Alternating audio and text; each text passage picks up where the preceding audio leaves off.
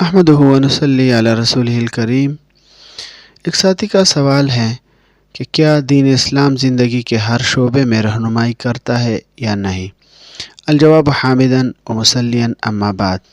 مسئلہ یہ ہے کہ اسلام ایک مکمل ضابطۂ حیات ہے، اس میں زندگی گزارنے کا مکمل طریقہ موجود ہے۔ اسلام صرف چند عبادات کے مجموعے کا نام نہیں ہے، بلکہ یہ زندگی کے ہر شعبے میں رہنمائی کرتا ہے۔ حضور صلی اللہ علیہ وآلہ وسلم نے زندگی کا کوئی پہلو ایسا نہیں چھوڑا جس میں امت کی رہنمائی نہ کی ہو۔ چنانچہ اللہ تعالیٰ کا ارشاد ہے، جس کا ترجمہ یہ ہے کہ حقیقت یہ ہے کہ تمہارے لیے رسول اللہ صلی اللہ علیہ وآلہ وسلم کی ذات میں ایک بہترین نمونہ ہے، ہر اس شخص کے لیے جو اللہ تعالیٰ سے اور یوم آخرت سے امید رکھتا ہوں اور کثرت سے اللہ کا ذکر کرتا ہوں۔ سورہ احزاب کی آیت ہے نمبر 21۔